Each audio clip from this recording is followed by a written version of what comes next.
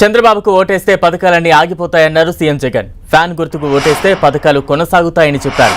సాధ్యం కాని హామీలతో చంద్రబాబు జనాలను మోసం చేసేందుకు వస్తున్నారని దుయ్యబట్టారు. 14 ఏళ్లు ముఖ్యమంత్రిగా చేశానంటున్న చంద్రబాబు పేరు చెబితే ఒక్క పథకమైన గుర్తుకు వస్తుందా అని ఎద్దేవా చేశారు. వైసీపీ ప్రభుత్వం పేదలకు సంక్షేమ పథకాలతో పాటు అన్నదాతకు అండగా నిలబడిందని గుర్తు చేశారు. మహిళా సాధికారత కోసం కృషి చేసిందని చెప్పారు. 2014లో అసత్య హామీలతో అధికారంలోకి వచ్చిన చంద్రబాబు ఒక్క హామీని కూడా నెరవేర్చలేదని మండిపడ్డారు.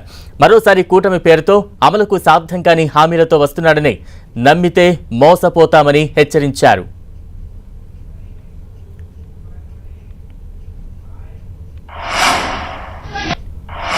జరగబోయే ఎన్నికలు కేవలం ఎమ్మెల్యేలను ఎంపీలను ఎన్నుకునేందుకు జరగబోయే ఎన్నికలు కానే కావు. జరగబోయే ఈ ఎన్నికలు రాబోయే 5 ఏళ్ల మీ ఇంటింటి భవిష్యత్తును, పథకాల కొనసాగింపును నిర్ణయించబోయే ఎన్నికలు. ఈ ఎన్నికలు అన్నది ప్రతి ఒక్కరూ కూడా గుర్తుపెట్టుకోమని కోరుతా ఉన్నాను మీ అందరితో కూడా. ఈ ఎన్నికల్లో జగన్కు ఓటు వేస్తే పథకాలన్నీ కొనసాగింపు, అదే పొరపాటున చంద్రబాబుకు ఓటు వేస్తే పథకాలన్నింటికీ ముగింపు, మళ్ళీ మోసపోవటం ప్రతి ఒక్కరూ కూడా జ్ఞాపకం చేసుకోమని అడుగుతా ఉన్నా.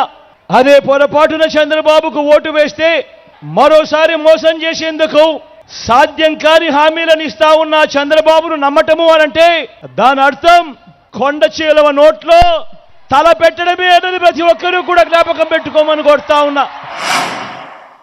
పొరపాటున చంద్రబాబుకు ఓటు వేస్తే మళ్ళీ చంద్రముఖిని తలుపు తట్టి లకలక లకలక అంటూ మళ్ళీ 5 ఏళ్లు మీ ఇంటికి మీ రక్తం తాగేందుకు వస్తుంది అన్నది ప్రతి ఒక్కరూ కూడా గుర్తుపెట్టుకోమని కోరుతా ఉన్నాను. ఈ సందర్భంగా రాష్ట్రానికి 3 సార్లు ముఖ్యమంత్రి అంటావు, 14 ఏళ్లు సీఎంగా చేశానంటావు.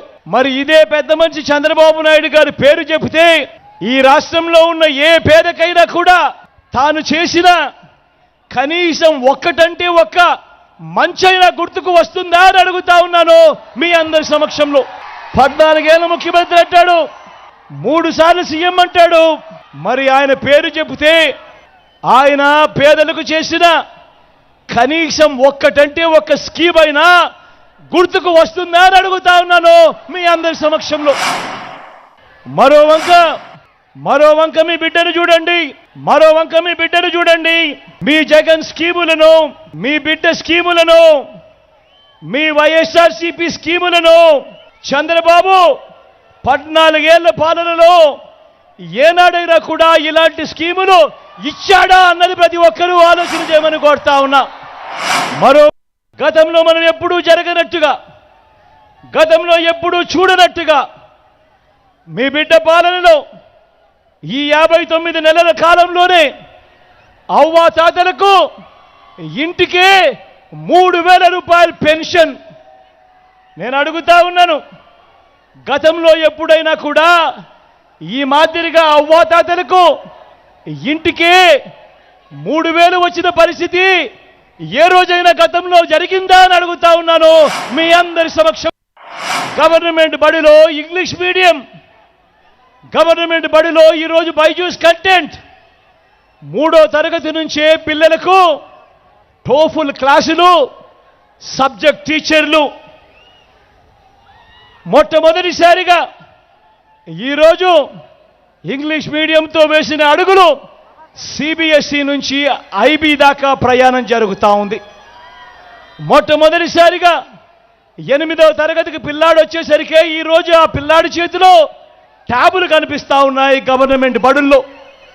మొట్టమొదటిసారిగా ఇవాళ 6వ తరగతి నుంచి క్లాస్ రూములలో, ఆ గవర్నమెంట్ బడులలో ఈరోజు డిజిటల్ బోర్డులు, వాటి ద్వారా డిజిటల్ బోధన ఈరోజు మొట్టమొదటిసారిగా మన గవర్నమెంట్ స్కూళ్ళల్లో మన పేద పిల్లలకు ఈరోజు అందుబాటులోకి వచ్చాయి.